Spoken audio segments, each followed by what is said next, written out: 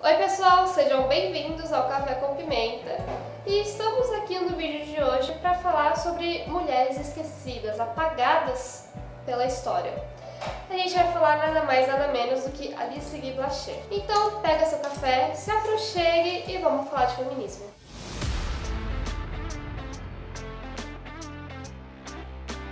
Muito bem, quem que foi Alice Guy Blaché? Se você estuda ou gosta de cinema, você deve saber, você já deve ter ouvido falar, na verdade, sobre o Georges Méliès, sobre como ele foi o pioneiro do cinema ficcional, com a narrativa, etc., os efeitos especiais. E se eu te contar que Georges Méliès não foi o pioneiro? Confirmou. Foi em 1895 que surgiu o cinematógrafo, o início de todo o cinema.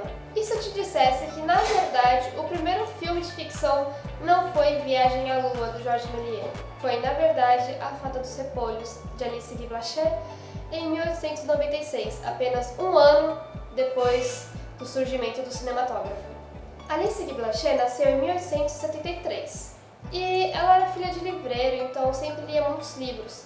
E ela tinha o sonho de ser atriz, mas seu pai não deixou, porque ser atriz na época era visto como algo vulgar. Então, com a morte de seu pai, um amigo da família convenceu a mãe dela a fazer curso de datilografia, para assim arrumar um bom emprego. Em 1894, ela foi contratada como secretária na empresa de fotografia Gaumont.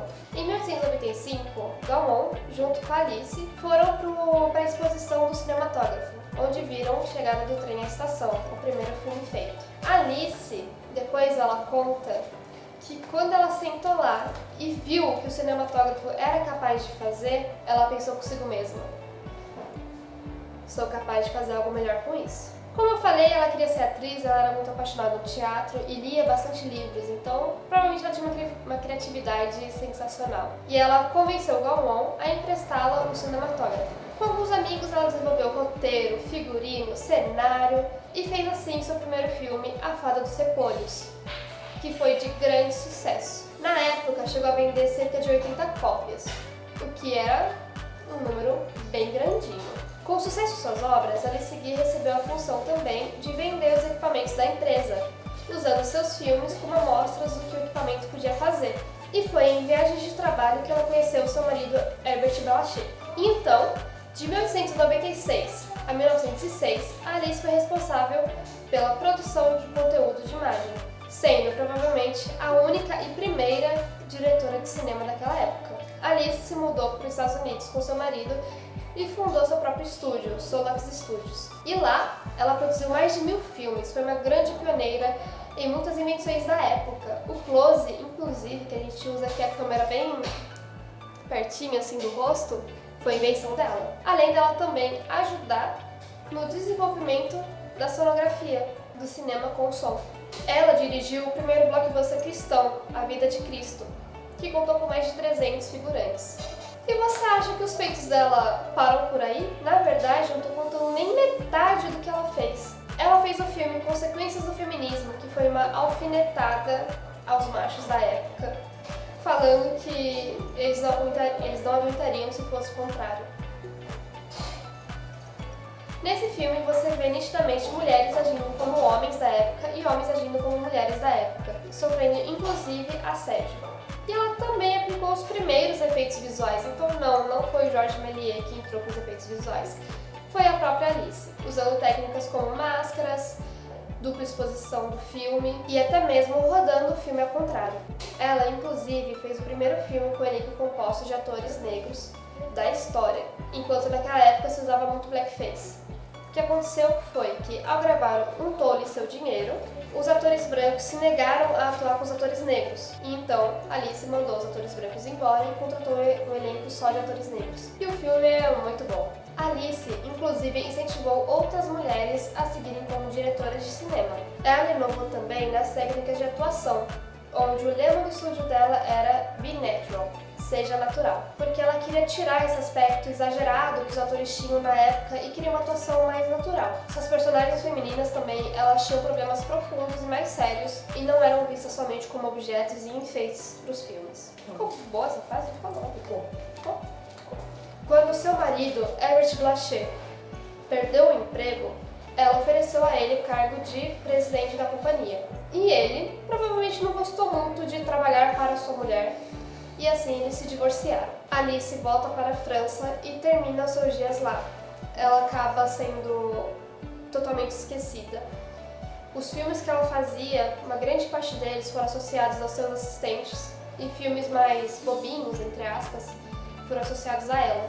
Filmes que ela nunca fez. Alice, ela fez um diário com todos os filmes que ela gravou, que ela dirigiu e produziu, com a esperança de um dia ter seus devidos créditos. Ela tem sua autobiografia, que passou o final da sua vida inteira tentando publicá-la, mas ninguém queria. Somente 8 anos depois de sua morte, sua autobiografia é publicada. A parte engraçada é que grandes cineastas, como Alfred Hitchcock, relatam terem se inspirado em Alice Guy. Eles contam sobre cenas de filmes que viram e os inspiraram, que são filmes da Alice Guy. A Alice, por mais que tenha sido a matriz do cinema como a gente conhece, ela foi totalmente apagada.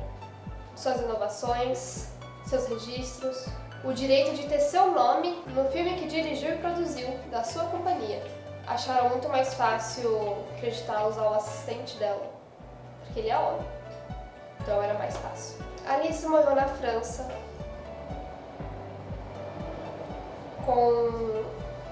sem ter seu nome em muitos de seus filmes e completamente apagada da história do cinema. E isso só porque ela é mulher.